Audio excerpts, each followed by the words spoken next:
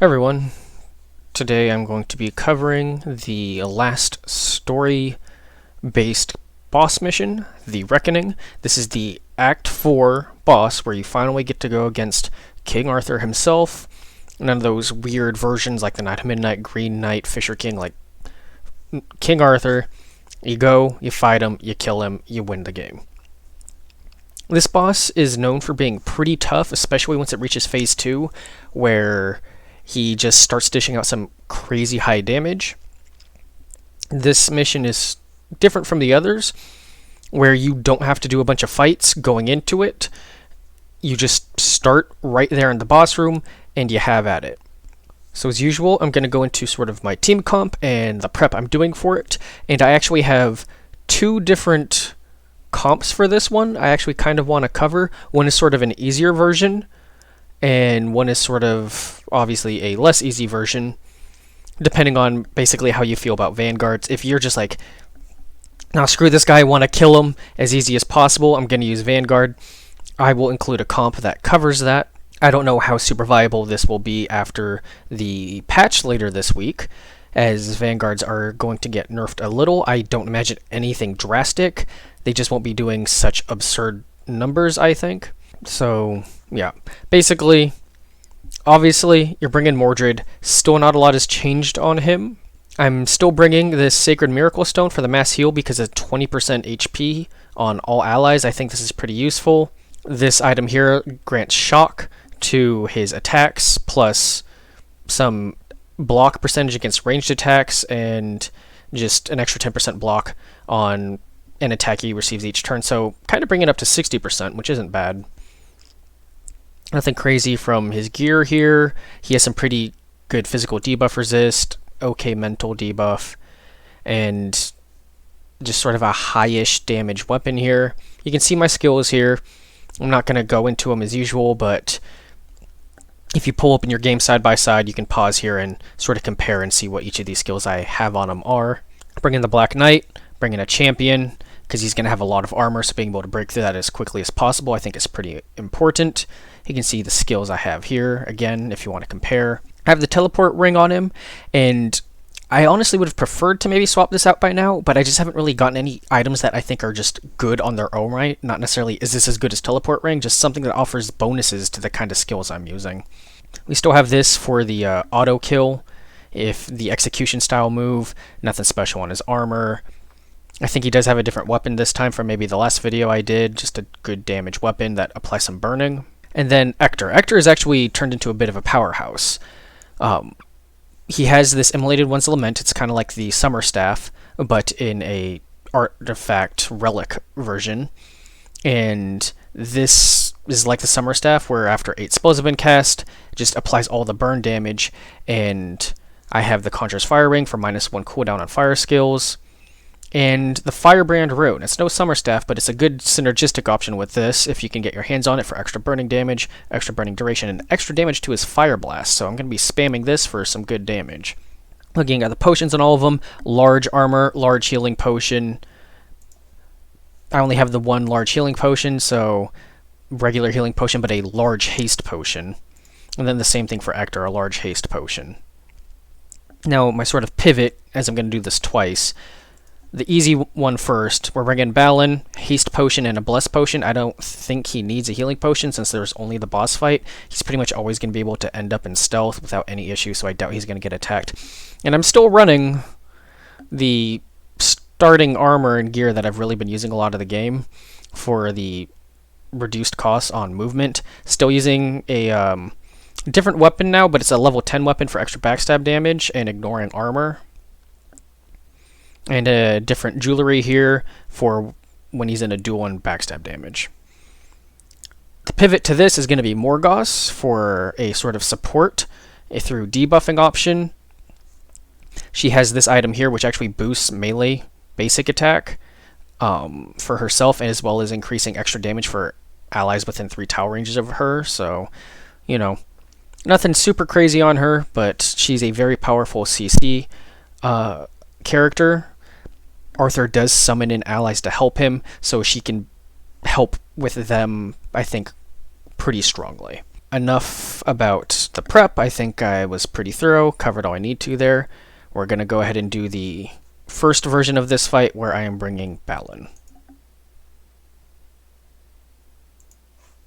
As you can see, at the start of the mission, we're just immediately in the boss room. That's all there is.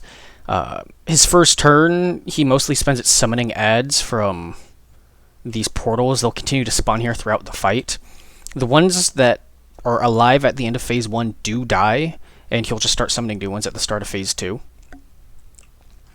So we can actually bully Arthur pretty hard during Phase 1. Phase 1's kind of a cakewalk, at least with what I have set up.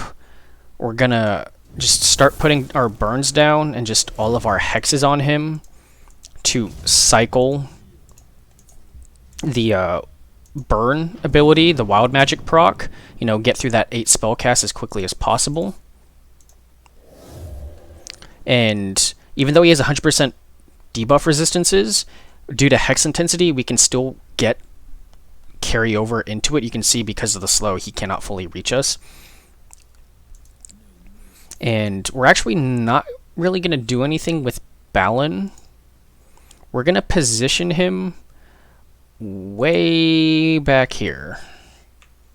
And that'll make sense for Phase 2, because at the beginning of Phase 2, he moves to here, and Balin's going to be ready to just start attacking him. And we don't really need him for this part. We have Ector, and yeah, we'll be fine. And there you can see there's the portals coming up, summoning in Famorians.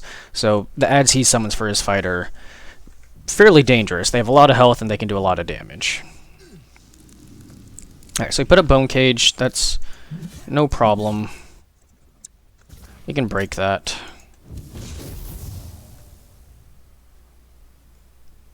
And he's still slowed, so that's whatever.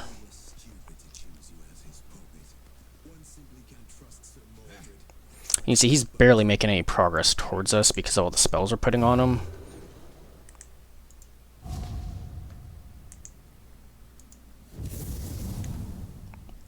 See, missing a bunch of HP because our burn proc happened. Wild Magic, for some reason, considers enemy spell casting, so when he cast Bone Cage, I wasn't paying attention to his HP bar, but that's when I think it dropped. When he cast Bone Cage, that was the 8th spell, so he hurt himself. When you read the ability, it says after X number of spell casts. It doesn't say your own, so something to keep in mind. We're going to go ahead and throw a Chain Lightning over this way, just to slow them down a little bit. And we're getting pretty close to the next trigger here.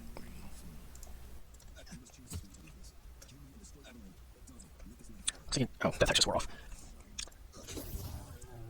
Alright, nice. Just deleted another portion. Really weakened him. We can actually start... we can get a kill off this Famorian. Get a rage stack. Also take out Arthur. Here we are going into Phase 2. He turns into a freaking dragon. And there you can see Balin ready and waiting.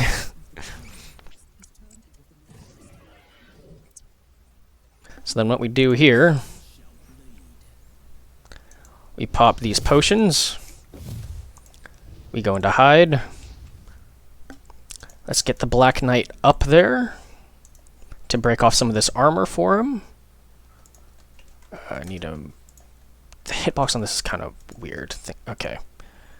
And then, yeah, in a single attack, boom.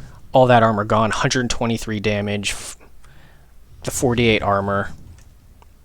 And then Balin can just go to town, doing that, you know, sneak loop that Vanguards are famous for.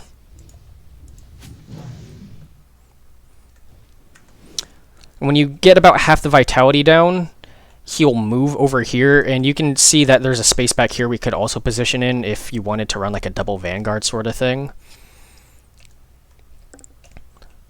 But then for this, he's probably just going to shoot a fire blast at us or something, so we're going to move Mordred up to sort of bait that attack at him, and we'll just conserve AP on Ector for next turn. Yep, his first turn summons the adds.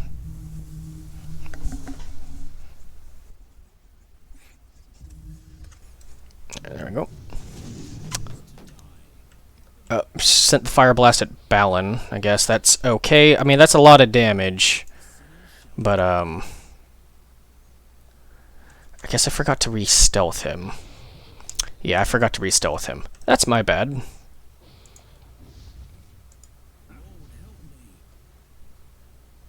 Yeah, I probably don't want to end in this. But he also can't move out of it. So, I guess we're just going to do that. And at this point, how many spells do we need? A lot. So, we're going to start casting.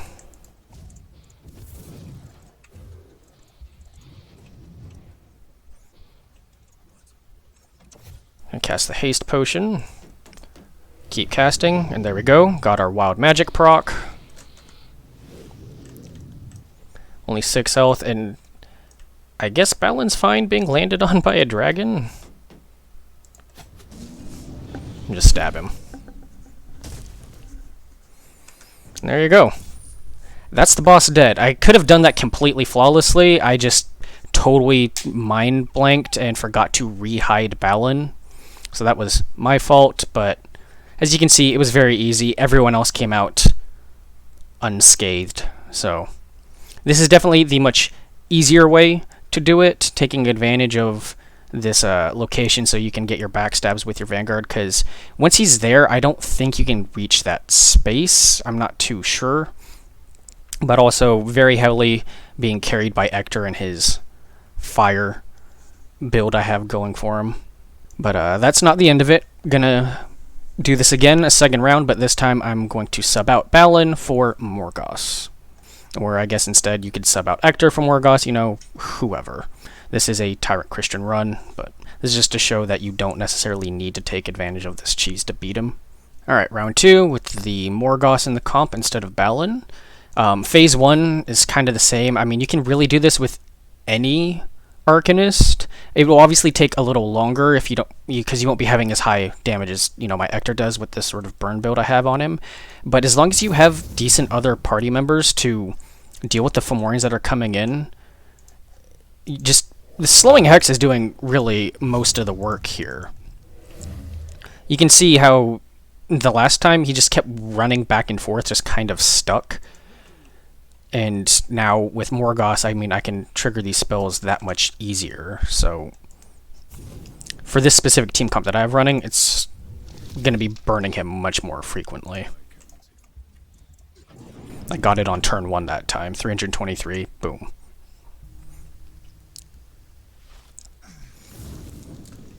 Okay, that's not a problem. That's what he's for. And just going to do the same thing.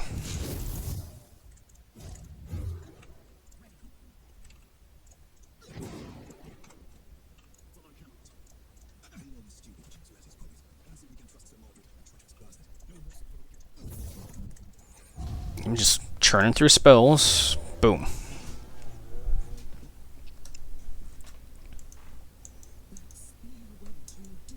Alright, so now we got phase 2. Dragon time. So we're just immediately, we're going to get Mordred up there as quickly as possible. Can he shield charge? Not quite. Alright, so get him up to here. We're going to move the Black Knight. I mean, I do have the teleport ring on him, so I could teleport him behind Arthur and start backstabbing him, but I'm going to avoid doing that because the whole point of this comp was not having someone who's going to be just kind of cheesing backstabs off of him. So we'll just move him up for now. I want him to end with like 6 AP for the sake of damage focus. So we'll get him to there. Just move Morgause up. Move Ector up. As we know, turn 1 he doesn't really do much other than summon the ad, so we're not really at risk of a fireball, I think. Oh, no, there is one fireball. Sent it at Ector, but that's completely fine. Because of his mage armor, his magical armor has such high amount, he took almost no damage from that. So, Arcanists are surprisingly tanky to his fireball. And we're just gonna do what we've been doing. And we're actually going to use our ice wall here to block off the Famorians from coming in to help. They'll have to go the long way around. Start throwing in some spells. Do this to slow them down. Reduce that AP by a nice whole 50%. Turn to face the enemy.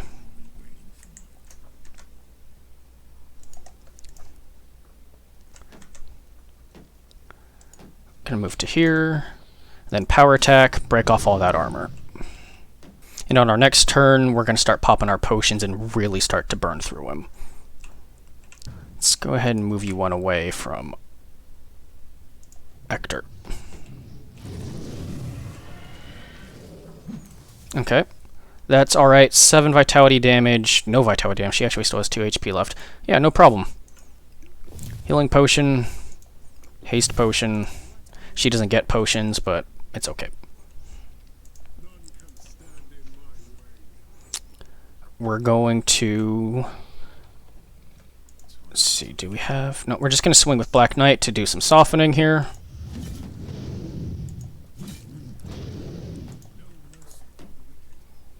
And we'll put a Fire Blast on you, so that way when we get our Wild Magic proc, you'll be dead. Very nice. Let's go ahead and drink this potion now. Something like this. Very nice. Got our first Wild Magic.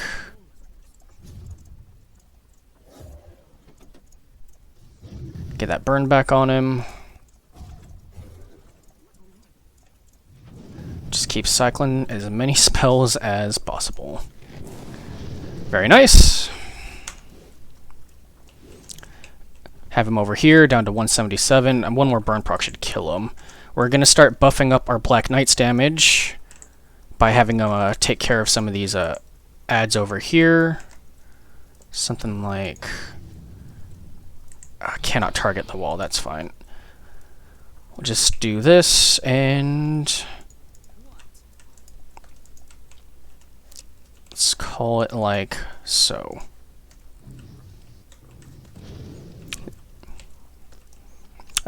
His abilities, must have all his ranged abilities were on cooldown. He only has his melee ones here, so that's why he did nothing. So we're going to now teleport the Black Knight over. And there we go. And you saw he would have had 54 health left over that, but the execution ability, the Culling Strikes, kicked in and just killed him. And there you have it. Even without abusing the backstabs, we still exit this fight with 0 injuries and only 7 vitality damage on Hector. That's definitely a win. And there you have it, the final boss of King Arthur A Knight's Tale, King Arthur himself, finally defeated. You can see he definitely had some pretty hard-hitting moves, but only so many of them are ranged, so there is some safety in that. And if you don't get the burn build like I had on Hector's, and you're worried about, like, I can't do this, I don't have the burn thing. I mean, there's definitely other workarounds and stuff. I mean, there's other strategies that I'm just not really fully going into. There's one where you basically, during phase 1, when he's not nearly as strong, you just kind of let the Famorian spawn in, and you murder them with your champion, so he gets a bunch of rage stacks, so that way you go into phase 2, and then your champion can just, murder him in, a few attacks. There's the Vanguard strategy, if you want to use the Vanguard strategy. This is definitely more, I guess, of a spell-based Arcanist kind of strategy that was kind of featured in both of them. But I mean, that phase 1, any Arcanist can really sort of trivialize him, like I mentioned, using the slowing hex, and as long as you have ways to deal with the adds that he's summoning, you'll be fine. You can just burn them down a bit more slowly. There's a lot of ways to go about this. These are just the two that I kind of thought were going to be my main approach based on this Tyrant Christian run I was doing. So with all that said, I hope this was useful to some players out there. And if this wasn't super useful, then, at least I hope it was moderately entertaining. Thanks for watching.